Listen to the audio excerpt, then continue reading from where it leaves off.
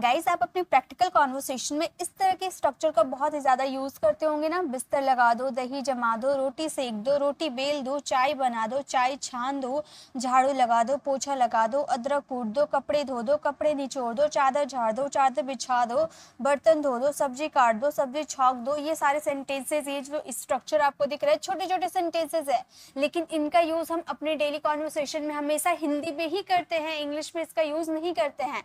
तो क्यों ना आज हम कुछ घर पे जो यूज़ करते हैं ये सारे स्ट्रक्चर्स, इसी का यूज़ इंग्लिश में करना सीख जाए। जो घर में हम हिंदी वाले सेंटेंसेस बोलते हैं वो क्यों ना हम अंग्रेजी में बोलना सीख जाए। तो सबसे पहले देखिए, मैं आप इसके स्ट्रक्चर्स तो बताऊंगी, साथ में आपको सेंटेंसेस कैसे फ्रेम करने हैं खुद से वो भी आपको क्लियर करवाने वाली हूँ। इसके लिए आपको टेंसेस मॉडल्स की अच्छी नॉलेज होनी चाहिए। तो फर्स्ट है हमारा बिस्तर लगा दो। अगर आपको बोलना हो बिस्तर लगा दो तो आप क्या बोलोगे? सिंपली आपको यूज करना है बिस्तर लगा दो, make the bed. Make the bed यानी कि बिस्तर लगा दो। अब इस तरह से बहुत सारे सेंटेंसेस बनाते हैं, जैसे कि अगर आपको बोलना हो अलग अलग टेंसेस के हिसाब से आप इसका यूज़ कर सकते हो। जैसे मैं बिस्तर लगा रही हूँ, अगर आपको बोलना हो मैं बिस्तर लगा रही हूँ तो आप क्या बोलोगे? आप बोलोगे I am making the bed. I am making the bed, मैं बिस्तर लगा रही हूँ। इस तरह से आप भी बहुत सारे सेंटेंसेस बना सकते हो, जैसे कि मैंने बिस्तर लगा दिया तो आप क्या बोलोगे? I have made the bed. क्या बोलेंगे हम बोलेंगे मैंने बिस्तर लगा दिया, मैंने बिस्तर लगा दिया है, I have made the bed. ठीक है, मैंने बिस्तर लगा दिया है यानी कि ये अभी जस्ट खत्म हुआ ये काम, लेकिन अभी प्रेजेंट में ही चल रहा है, तो हम बोलेंगे I have made the bed. या फिर अगर आप पास्ट में बोलना चाहते हो कि मैंने बिस्तर लगा दिया तो आप बोलोगे I made the bed, I made the bed. तो इस तरह से अगर हम बात करें बिस्तर लगाने की तो वहां पे हम यूज करेंगे मेक द बेड का। जैसे मैं बिस्तर लगाऊंगी, फ्यूचर की बात करें तो हम बोलेंगे I will make the bed. क्या तुम बिस्तर लगाओगे? Will you make the bed? मैं बिस्तर नहीं लगाऊंगी, I will not make the bed. Okay, तो इस तरह से आप नेगेटिव, इंट्रोगेटिव कई सारे सेंटेंसेस आप बना सकते हो। तो इसके कुछ सेंटेंसेस आप मुझे बनाकर कॉमेंट में जरूर चेक कराना। ये आपको खुद से बनाने, बस मैं आपको अभी सेंटेंसेस बनाने का तरीका बता रही हूँ। नेक्स्ट हमारा स्ट्रक्चर है दही जमा दो। अब हम कई बार ऐसे सेंटेंसेस बोलते हैं ना, दूध पड़े हुए हैं फ्रिज में, दूध पड़े हुए हैं, दही जमा दो, है ना। तो आप इसे इंग्लिश में कह सकते हो set the curd. Set the curd यानी कि दही जमा दो। ओके, जैसे कि आप इस तरह से बहुत सारे सेंटेंसेस बना सकते हो। मैं दही जमा रही हूँ तो आप क्या बोलोगे? मैं दही जमा रही हूँ, I am setting the curd. अब बोलो मैम सेटिंग आपने कर दिया, गाइस सेटिंग ही होगा, ठीक है, I am setting the curd. या फिर अगर आप बोलोगे मैं दही जमाऊंगी, फ्यूचर, मैं दही जमाऊंगी, I will set the curd. तो इस तरह से आप बहुत सारे सेंटेंसेस बना सकते हो। क्या तुम दही जमा रहे हो? Are you setting the curd? इस तरह से आप सेंटेंसेस बनाना, ठीक है। चलिए, आपको सबसे पहले ये पता होना चाहिए जो यहाँ पर वर्ब आप यूज करो ना, उसके फॉर्म्स आपको पता होना चाहिए। फॉर्म्स आपको आएंगे तो आप कई सारे सेंटेंसेस बना सकते हो। नेक्स्ट है रोटी सेक दो। रोटी सेकने की बात हो रही तो रोटी सेक दो हम क्या बोलेंगे? हम बोलेंगे bake the chapati. Bake the chapati यानी कि रोटी सेक दो, बेक द चपाती। जैसे कि मैं रोटी सेक रही हूँ या मैंने रोटी सेक दिया है। ओके, अलग टेंस लेते, मैंने रोटी सेक दिया है तो आप बोलोगे I have baked. Third form हमारा बेक्ड हो जाता है, ठीक है। आई हैव बेक्ड द चपाती, मैंने रोटी सेक दिया है, आई हैव बेक्ड द चपाती। इसी का नेगेटिव बनाते, मैंने रोटी नहीं सेका है, ठीक है, मैंने रोटी नहीं सेका है, I have not baked the chapati. क्या तुमने रोटी सेका है? Have you baked the chapati? इस तरह से आप यूज कर सकते हो, ठीक है। तो चलिए, ये तो बस आपको टेंसेस आएंगे ना, तो आप इसके कई सारे सेंटेंसेस बना सकते हो। नेक्स्ट है रोटी बेल दो। रोटी बेलने की बात हो रही है तो हम इसे क्या बोलेंगे? हम बोलेंगे roll out the chapati. Roll out the chapati, ठीक है। रोटी बेल दो, रोल आउट द चपाती। जैसे कि मैं रोटी बेल रही हूँ, क्या बोलोगे आप? मैं रोटी बेल रही हूँ, आई एम रोलिंग। रोल का फोर्थ फॉर्म क्या हो जाएगा? Rolling. I am rolling out the chapati. I am rolling out the chapati. मैं रोटी बेल रही हूँ, I am rolling out the chapati. या फिर मैंने रोटी बेल दिया, पास्ट की बात करें, मैंने रोटी बेल दिया तो आप क्या बोलोगे? I rolled.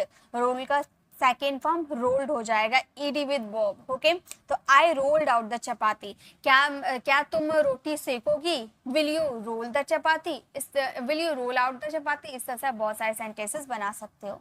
ओके, चलिए नेक्स्ट देखते हैं। नेक्स्ट क्या है हमारे, नेक्स्ट स्ट्रक्चर है चाय बना दो। ये तो काफी ज्यादा यूज की जाती है। यहाँ पर जितने भी आपको स्ट्रक्चर दिख रहे हैं ना, ये हम अपनी डेली कॉन्वर्सेशन में अपने घर पे बोली जाने वाली ये सारे स्ट्रक्चर्स हैं।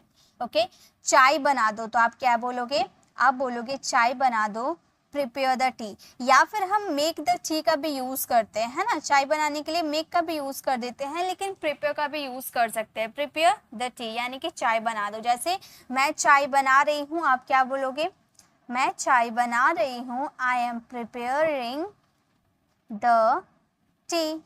क्या तुम चाय बनाओगी, will you prepare the tea. क्या तुम चाय नहीं बनाओगे, will you not prepare the tea. मैं चाय बनाऊंगी, I will prepare the tea. Okay, तो इस तरह से आप बहुत सारे सेंटेंसेस बना सकते हो। Got it. नेक्स्ट देखिए, नेक्स्ट क्या है, चाय छान दो। अभी चाय बना रहे थे, अब चाय छानने की भी तो बात आएगी, चाय बना के छान दो। चाय छान दो हम क्या बोलेंगे, हम बोलेंगे स्ट्रेन, स्ट्रेन द टी। चाय छान दो, strain the tea. I am straining the tea, मैं चाय छान रही हूँ। क्या तुमने चाय छाना है, प्रेजेंट परफेक्ट, क्या तुमने चाय छाना है, have you strained the T. ठीक है, स्ट्रेन्ड ईडी लग जाएगा इसमें, ED with verb. Okay, next झाड़ू लगा दो। झाड़ू लगा दो के लिए हम क्या यूज करते हैं, झाड़ू लगाने के लिए हम यूज करते हैं स्वीप, स्वीप द फ्लोर। झाड़ू लगा दो या फर्श पर झाड़ू लगा दो, sweep the floor. I am sweeping the floor, sweeping ing with verb. हाँ, अब स्वीप का सेकंड थर्ड फॉर्म आप जरा ध्यान दीजिएगा, स्वीप तो हमारा फर्स्ट फॉर्म।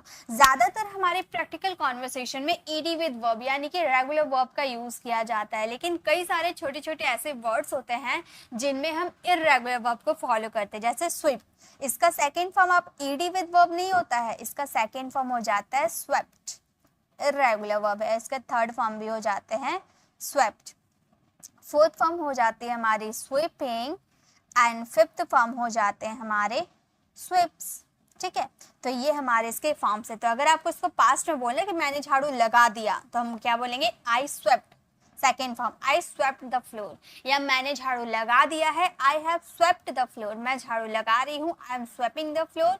और मैं उसने झाड़ू लगा, वह झाड़ू लगाता है, he swept the floor. Okay, इस तरह से आप यूज कर सकते हो।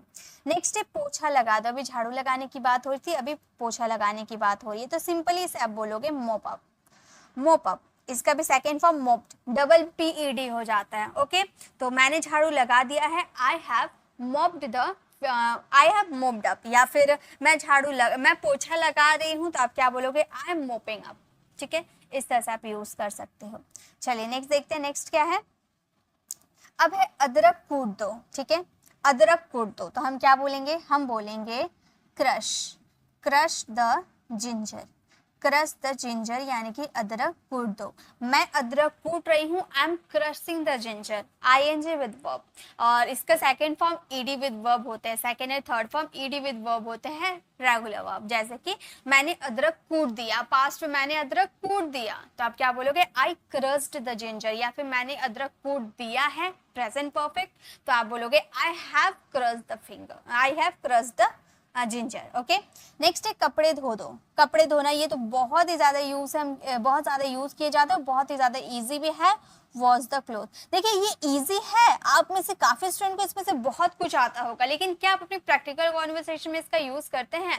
यही तो हमारे अंदर ये बहुत बड़ी कमी हो जाती है कि हम जो चीज जानते हैं उसका भी यूज अपनी प्रैक्टिकल कॉन्वर्सेशन में नहीं करते हैं। यही मेन रीजन होता है कि हम इंग्लिश बोल नहीं पाते हैं। कई बार बहुत सारे स्टूडेंट ये बोलते हैं कि मैम हमें इंग्लिश के हर ग्रामर पता है, हर रूल्स हमें पता है, कहाँ पर किसका यूज किया जाता है, फिर भी हम इंग्लिश नहीं बोल पाते हैं। तो गाइस खुद को पहले आप सुधारो, पहले खुद देखो कि क्यों हम इंग्लिश नहीं बोल पा रहे। अगर इंग्लिश ग्रामर हम सीख रहे हैं तो फिर क्यों हम नहीं बोल पा रहे? क्योंकि हम प्रैक्टिस नहीं करते हैं। जब जिस दिन जिस कॉन्सेप्ट को अगर आप सीखते हो, जैसे मान लो मैंने आज आपको टेंसेस सिखाया, तो उस टेंसेस को लेकर आप कम से कम 3 से 4 दिन उस टेंसेस पे ही टिके रहो, उस टेंसेस के एग्जांपल्स को ट्रांसलेट करो, बोल बोल कर प्रैक्टिस करो, 3-4 दिन पूरा सिर्फ टेंसेस में ही लगे रहो। देखो आपको टेंसेस समझ में आ जाएगी। देखिए सिर्फ ग्रामर के रूल्स सीखने से आप इंग्लिश बोलना स्टार्ट नहीं कर पाओगे, उससे बोलना स्टार्ट करोगे। इंग्लिश बोलने से आती है, तो जब तक बोलोगे नहीं तब तक बोल नहीं पाओगे। इसीलिए अगर आपको पता है कि कपड़ा धो देने को वॉश बोलते हैं तो आप यूज करो। मैं कपड़ा धो रही हूँ, I am washing the cloth. क्या तुमने कपड़ा धोया है? Have you wash the cloth? क्या तुम कपड़ा धोगी? Will you wash the cloth? इस तरह से आप यूज कर सकते हो, ठीक है। खुद से बातें नहीं करोगे तब तक इंग्लिश नहीं बोल पाओगे। ओके, नेक्स्ट है कपड़े निचोड़ दो। अभी कपड़े धो रहे थे, अभी कपड़े निचोड़ दो।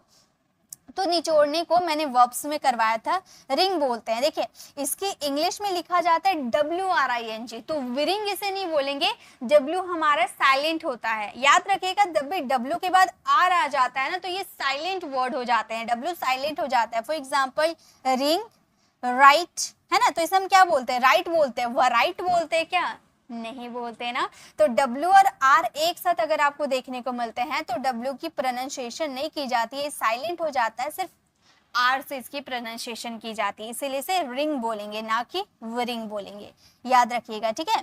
तो रिंग आउट क्लोथ्स, कपड़े निचोड़ दो, रिंग आउट क्लोथ। मैं कपड़े निचोड़ रही हूँ, I M ringing, ING with verb, I am ringing out the clothes. Okay, तो इस तरह से यूज कर सकते हो। चादर झाड़ दो, चादर झाड़ने के लिए हम यूज करते हैं फ्लिक वर्ड का, ठीक है। Flick the bed seat, flick the bed seat यानी कि चादर झाड़ दो, फ्लिक द बेड सीट। आप अगर बोलो मैं चादर झाड़ रही हूँ, I M flicking the bed seat. Okay, next है चादर बिछा दो। अभी बिछाने की बात हो रही है तो बिछाने के लिए स्प्रेड वर्ड का यूज किया जाता है, spread the bed sheet, spread the bed sheet. चादर झाड़ दो तो हम बोलेंगे spread the bed sheet. Okay, जैसे मैं चादर झाड़ रही हूँ, I spreading the bed sheet. Next है बर्तन धो दो। ये तो बहुत इजी है, आप बोलोगे वॉश द डिशेस, नहीं, डू द डिशेस का यूज करो, डू द डिशेस का यूज करो, ठीक है। मैं बर्तन धो रही हूँ तो हम बोलेंगे I am doing the dishes, not I am washing the dishes. Okay, I am doing the dishes बोलना, ठीक है। नेक्स्ट है सब्जी काट दो। सब्जी काटने के लोग हम क्या यूज करते हैं? चॉप वर्ड का यूज करते हैं, चॉप द वेजिटेबल्स। बहुत सारे स्टूडेंट्स से कट का यूज करते हैं, तो गाइस कट का यूज ना करके आप यहाँ चॉप वर्ड का यूज कीजिएगा, क्योंकि वेजिटेबल्स काटने की बात करते हैं तो वहां पे चॉप वर्ड का यूज किया जाता है। I M chopping the vegetables, I have chop the vegetables, have you chop the vegetables, will you chop the vegetables, I will not chop the vegetables, ठीक है। इस तरह से बहुत सारे सेंटेंसेस इंग्लिश में बोलो। ओके, नेक्स्ट है जब सब्जी छौंक दो, तो हम क्या बोलेंगे? हम बोलेंगे season the veggie, season the veggie. सब्जी छौंक दो तो बोलेंगे सीजन द वेजी। मैं सब्जी छौंक रही हूँ, I M seasoning the veggie, ING with verb होते हैं, ठीक है, I M seasoning the veggie. तो इस तरह से ये सारे वर्ड्स का हम अपनी प्रैक्टिकल कॉन्वर्सेशन में यूज करते हैं। अब आप एकदम देखिए, आपको इंग्लिश बोलना है, अगर आपने इस वीडियो को इसीलिए क्लिक किया क्योंकि आप कुछ नया सीखकर इंग्लिश बोलना शुरुआत करोगे, तो गाइस आज इसे बोलना शुरू करो। बहुत टाइम हो गया आपको वीडियोस देखे हुए, अब तो बोलना शुरू करो। अब आपको क्या करनी है, यहाँ पर जितने भी वर्ड्स आपको दिख रहे हैं, ठीक है, 16 वर्ड्स आपको यहाँ पर दिख रहे हैं, ये 16 स्ट्रक्चर्स को लेकर ज्यादा मैं नहीं बोलूंगी, बस एक एक सेंटेंसेस ग्रामर के अकॉर्डिंग आप टेंसेस सीखे हो ना, टेंसेस के अकॉर्डिंग आप एक एक सेंटेंसेस फ्रेम करके मुझे कमेंट में चेक कराइएगा, ठीक है। अगर आपकी ग्रामर में कुछ मिस्टेक्स होती है, यानी कि आपको ग्रामर सीखने की जरूरत है। अगर ग्रामर में जरा सा भी मिस्टेक नहीं होता, यानी कि आपको बोलने की जरूरत है, आपकी ग्रामर क्लियर है, आपको बस बोलने की जरूरत है। ओके, तो आप इसकी सेंटेंसेस फ्रेम करके मुझे कमेंट में जरूर चेक कराइएगा। अगर आपको ये वीडियो अच्छी लगी तो लाइक कीजिएगा, और एक बात हमेशा याद रखिएगा, इंग्लिश बोलने से आती है तो बोलना शुरू करना है। ओके, तो अगर आपको मेरे पढ़ाने का तरीका अच्छा लगा तो आप इसे लाइक कीजिएगा और अपने फ्रेंड सर्कल में जरूर शेयर कीजिएगा, क्योंकि आप लोगों की वजह से बहुत सारे स्टूडेंट की भला हो सकता है, ठीक है। ये हमारी डेली कॉन्वर्सेशन वाले वर्ड्स है जो हम अपने घर में यूज करते हैं। जब तक हम घर में बोलना नहीं सीखेंगे, बाहर क्या बोलेंगे। ओके, तो अगर आप हमारे चैनल पर नए हो, मेरे पढ़ाने का तरीका आपको पसंद आया तो सब्सक्राइब कर आने वाले बेल आइकन को जरूर प्रेस कीजिएगा, ताकि रोज आने वाली वीडियोस की नोटिफिकेशन आपको समय पर मिलती रहे। I will see you in the next video, till then bye bye, take care.